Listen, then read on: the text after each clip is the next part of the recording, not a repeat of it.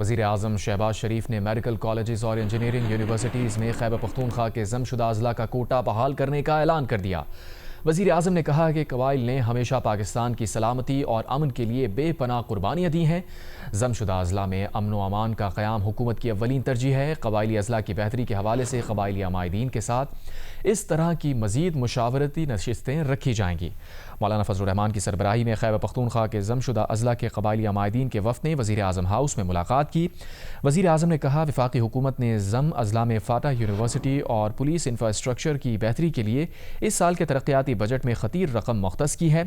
وزیر اعظم نے ضم اضلاع کے مسائل کے حوالے سے وفاقی وزیر امیر مقام کی سربراہی میں قائم کمیٹی میں قبائلی عمائدین کو بھی نمائندگی دی جا رہی ہے۔ قبائلی وفد نے حالیہ پاکستان بھارت تنازع کے دوران پاک افواج کی دلیرانہ حکمت عملی اور بھارتی جارحیت کا بھرپور جواب دینے پر پاک افواج کو خراج تحسین پیش کیا۔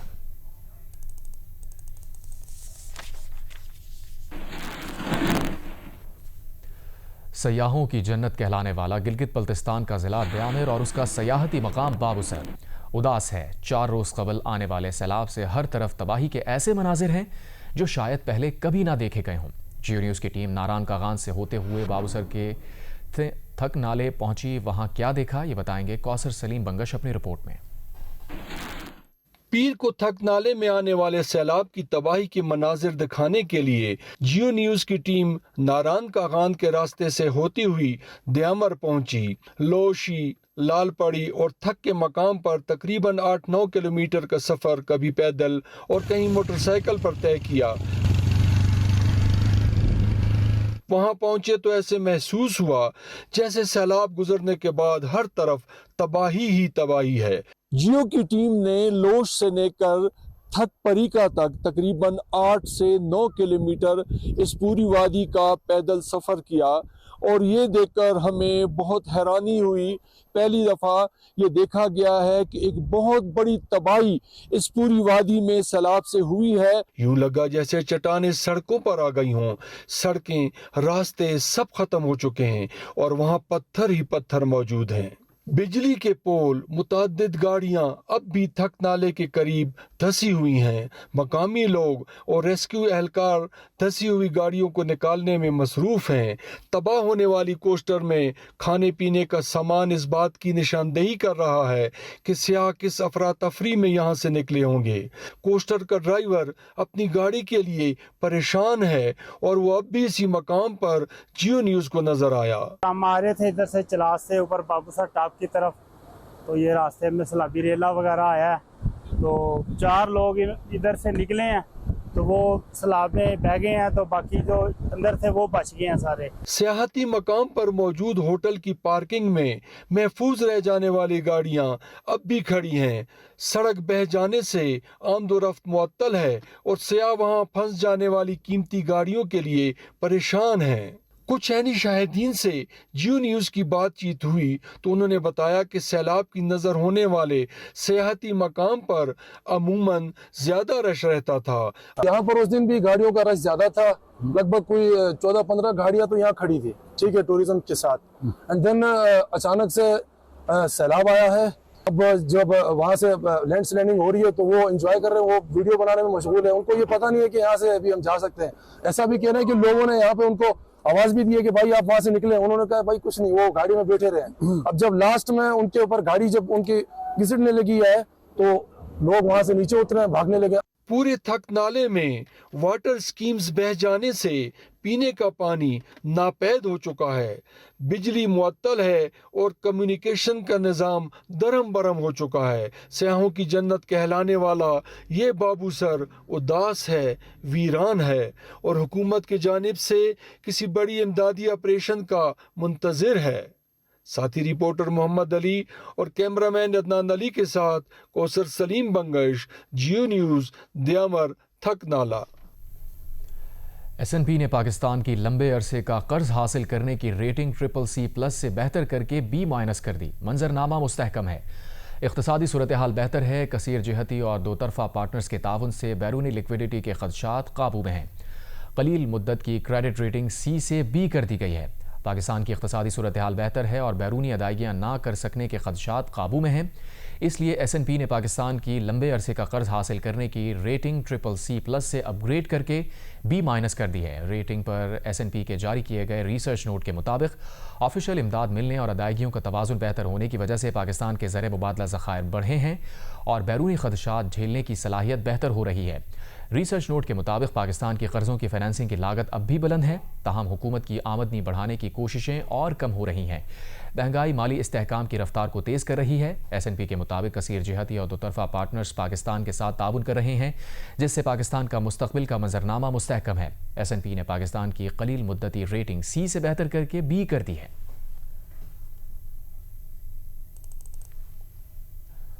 نائب وزیر اعظم وزیر خارجہ اسحاق ڈار نے کہا ہے کہ OIC اور اقوام متحدہ کے درمیان تعاون مزید فعال کرنے کی ضرورت ہے۔ اقوام متحدہ سیکیورٹی کونسل اجلاس سے خطاب میں انہوں نے کہا کہ اسلاموفوبیا کے بڑھتے خطرات کی روک تھام کے لیے مل کر کام کرنا ہوگا۔ اقوام متحدہ اور OIC میں شراکت داری شدت پسندی اور اسلاموفوبیا کے خلاف اہم ہے۔ اسلاموفوبیا اقوام متحدہ کے منشور کی بنیادوں پر حملہ ہے۔ اقوام متحدہ اور OIC کے درمیان تعاون سفارتی ضرورت نہیں بلکہ ناگزیر عالمی تقاضا ہے۔ نائب وزیر اعظم آج امریکی وزیر خارجہ مارکو روبیو سے ملاقات کریں گے۔ ترجمان دفتر خارجہ کا کہنا ہے کہ پاکستان پرامن سفارتکاری پر یقین رکھتا ہے۔ تمام تنازعات کا حل مذاکرات کے ذریعے ممکن ہے۔ بھارت کو فیصلہ کرنا ہوگا کہ وہ کون سی پالیسی اپناتا ہے۔ وزیر اعلیٰ خیبر پختونخوا علی امین گنڈاپور کی سربراہی میں صوبے کی سیکیورٹی صورتحال پر کانفرنس ہوئی۔ اس موقع پر وزیر اعلیٰ علی امین گنڈاپور کا کہنا تھا کہ وفاقی حکومت ہمارے ساتھ بیٹھ کر پاک افغان بارڈر کو محفوظ بنانے کے لیے اپنی ذمہ داری پوری کرے۔ رسول داوڑ رپورٹ کریں۔ خیبر پختونخوا حکومت نے امن و امان کی صورتحال سے متعلق وزیر اعلیٰ ہاؤس میں آج آل پارٹیز کانفرنس کے لیے مختلف سیاسی جماعتوں کو شرکت کی دعوت دی۔ تاہم مسلم لیگ نون، ANP، پیپلز پارٹی، جمعیت علماء اسلام فے نے APC بائیکاٹ کا اعلان کیا ہے، جبکہ قومی وطن پارٹی اور جماعت اسلامی نے شرکت کا فیصلہ کیا ہے۔ خیبر پختونخوا کے اندر جو بدامنی کی صورتحال ہے، اس میں جماعت اسلامی کا موقف یہ ہے کہ ہم سب کو مل کر بیٹھنا چاہیے۔ حکومت بلائے، اپوزیشن بلائے، کوئی پارٹی جرگہ بلائے۔ ان کی حکومت کو تقریباً 1 سال سے زیادہ کا عرصہ ہو چکا ہے، تو اس 1 سال میں انہیں یہ یاد نہیں آیا کہ خیبر پختونخوا میں دہشت گردی کی طرف جانب جا رہی ہے، کرپشن کے زوروں پر شروع ہے۔ وزیر اعلیٰ علی امین گنڈاپور کا کہنا ہے کہ دہشت گردی کے خلاف مؤثر حکمت عملی کے لیے تمام سیاسی قوتوں کو ایک پلیٹ فارم پر لانا ہوگا۔ اگر کوئی پارٹی APC میں نہیں آ رہی تو ان کی اپنی سیاست ہے۔ ہم نے اس لیے سب کو بلایا ہے، کسی اگر ان پٹ ہے، کوئی مشورہ ہے تو وہ آ کے دیں اور ہم ان کو دکھائیں پہلے پورا کہ ہم نے یہ کیا ہے، یہ کرنے جا رہے ہیں، اور آپ بھی بتائیں کہ اس کے علاوہ کیا کیا جا سکتا ہے۔ اب اگر کوئی پارٹی اس میں نہیں آتی تو اس کا پھر یہی میرے خیال میں زیادہ گہرائی میں نہیں جاؤں گا، میں یہی کہوں گا کہ شاید پھر صوبے کے معاملات جو ہیں یا صوبے کے لوگوں کی پرائیورٹی نہیں ہے شاید۔ صوبائی حکومت نے صوبے میں امن و امان کے لیے بلائی گئی آل پارٹیز کانفرنس میں نیشنل ڈیموکریٹک موومنٹ JUIC سمیت دیگر سیاسی جماعتوں کو شرکت کی دعوت نہیں دی۔ کیمرامین طارق علی کے ساتھ رسول داوڑ، جیو نیوز پشاور۔ کوئٹہ میں انسداد دہشت گردی کی عدالت نے سنجیدی ڈگاری دوہرے قتل کیس میں مقتولہ بانو بی بی کی والدہ گل جان کو 2 روزہ ریمانڈ پر سیریس کرائم انویسٹیگیشن ونگ کے حوالے کر دیا۔ گل جان کو انسداد دہشت گردی کی عدالت میں پیش کیا گیا، اسے ریمانڈ پر سیریس کرائم انویسٹیگیشن ونگ کے حوالے کیا گیا۔ بانو بی بی کی والدہ گل جان کو گزشتہ روز کرائم انویسٹیگیشن نے گرفتار کیا تھا۔ کیس کے تفتیشی افسر جاوید بزدار نے جیو نیوز کو بتایا کہ بانو بی بی کی والدہ کو گزشتہ روز سوشل میڈیا پر جاری ویڈیو میں قتل کے اعتراف پر گرفتار کیا گیا تھا۔ جاوید بزدار کے مطابق سوشل میڈیا پر جاری ویڈیو میں گل جان نے اپنی بیٹی کے قتل کا کئی جگہ اعتراف کیا ہے۔ اس کا کہنا تھا کہ ہم نے بانو کو غیرت کے نام پر قتل کیا ہے اور اس میں سردار کا کوئی قصور نہیں۔ بانو بی بی اور احسان اللہ کو 1.5 ماہ قبل سنجیدی ڈگاری کے علاقے میں غیرت کے نام پر فائرنگ کر کے قتل کیا گیا تھا۔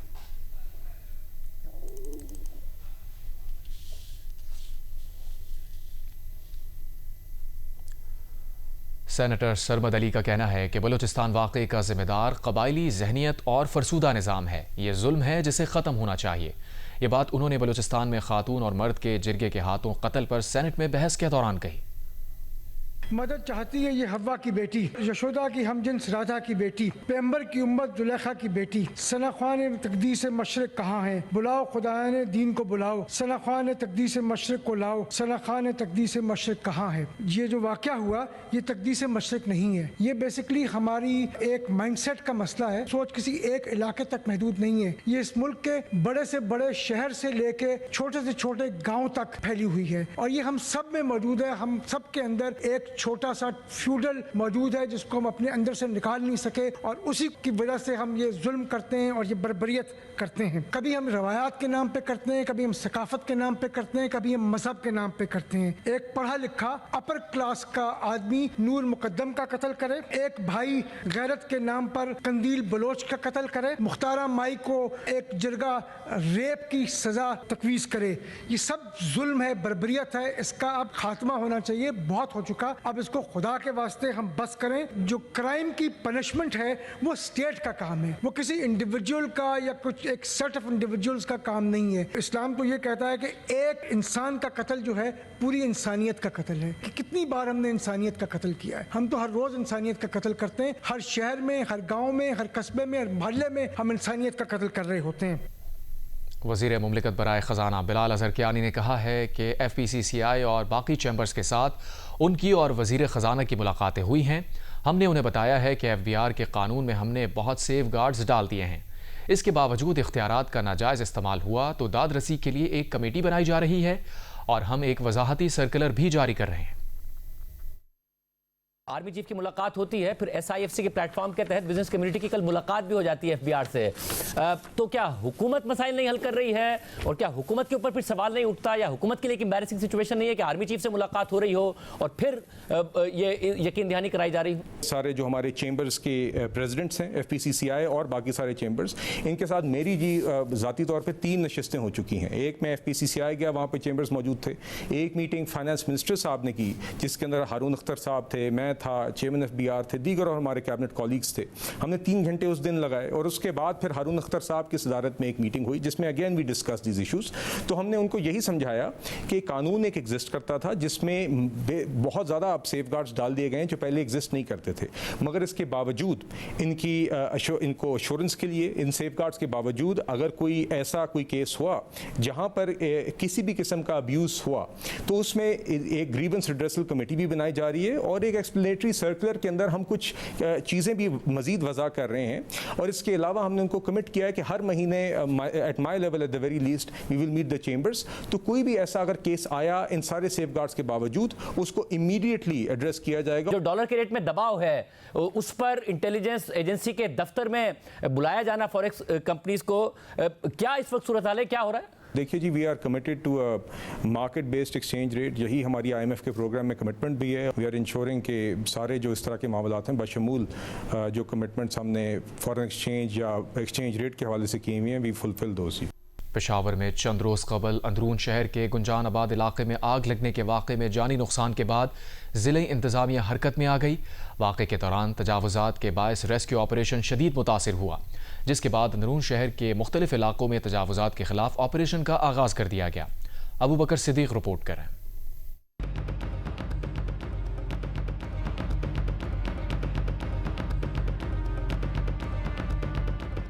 پشاور کے اندرون شہر میں تجاوزات کے خلاف ضلعی انتظامیہ نے آپریشن شروع کر دیا ہے۔ یہ کارروائی اس وقت ناگزیر ہو گئی جب چند روز قبل آگ لگنے کے ایک واقعے میں امدادی کارروائیاں تجاوزات کے باعث بری طرح متاثر ہوئی۔ محمد علی جوہر روڈ، پیپل منڈی، کوچی بازار اور چوک ناصر خان میں غیر قانونی رکاوٹیں ہٹانے کا عمل گزشتہ 1 ہفتے سے جاری ہے۔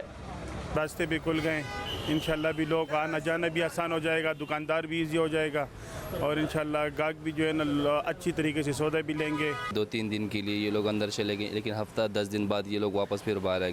ہم چاہتے ہیں کہ یہ لوگ مسلسل آئیں اور اس چیز کا خاتمہ کریں۔ دکانداروں کے مطابق بازاروں میں رش کی بنیادی وجہ ریڈی بان اور رکشہ ہے، جن کی وجہ سے راستے بند ہو جاتے ہیں، جبکہ ضلع انتظامیہ کا کہنا ہے کہ یہ کارروائی نمائشی نہیں بلکہ تجاوزات کے خاتمے تک بلا تعطل جاری رہے گی اور کسی کے ساتھ رعایت نہیں برتی جائے گی۔ کوئی آئیڈیلائز میں باتیں نہیں کرنا چاہتا کہ ہم پورے کے پورے شہر کو اس طرح صاف کریں گے، نہیں، ہم فیز وائز جائیں گے۔ جب تک ہم یہ 5 بازار مکمل نہیں کر لیتے اور یہاں پہ ہم دکھا نہیں دیتے کہ ہم نے ماڈل بنا دیا ہے، تب تک دوسرے بازاروں کو ہم چھیڑیں گے بھی نہیں۔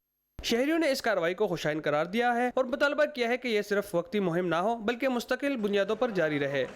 ریسکیو آپریشنز اور شہریوں کی آمد و رفت میں رکاوٹ بننے والے تجاوزات کے خلاف بالآخر آپریشن تو شروع ہو گیا، لیکن اب دیکھنا یہ ہے کہ اس بار ضلعی انتظامیہ اس آپریشن میں کامیاب ہو پاتی ہے یا پھر نہیں۔ کیمرہ مین رضوان شیخ کے ساتھ Abubakar Siddique, Geo news Peshawar. Breaking news ہے، فرانسیسی صدر ایمانوئل میکرون نے اعلان کیا ہے کہ ان کا ملک آزاد فلسطین کو تسلیم کرے گا۔ انہوں نے کہا کہ فرانس نے یہ فیصلہ مشرق وسطیٰ میں منصفانہ اور پائیدار امن کے لیے کیا ہے۔ انہوں نے اعلان کیا کہ وہ فلسطینی ریاست قبول کرنے کا باقاعدہ اعلان ستمبر میں اقوام متحدہ کی جنرل اسمبلی سے اپنے خطاب میں کریں گے۔ اس سلسلے میں فرانسیسی صدر کا خط سوشل میڈیا پر شیئر کر دیا گیا۔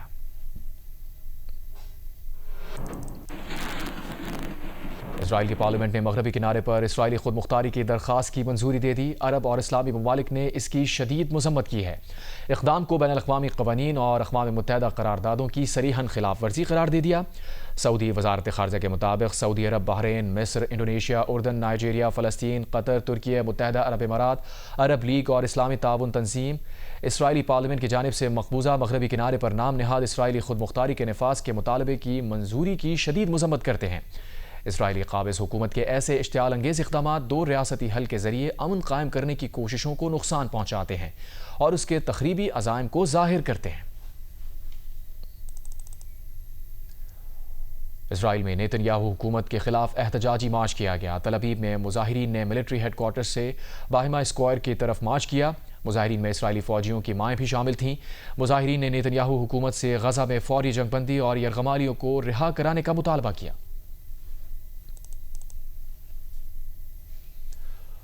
معروف امریکی ریسلر ہلک ہاگن کا 71 برس کی عمر میں انتقال ہو گیا۔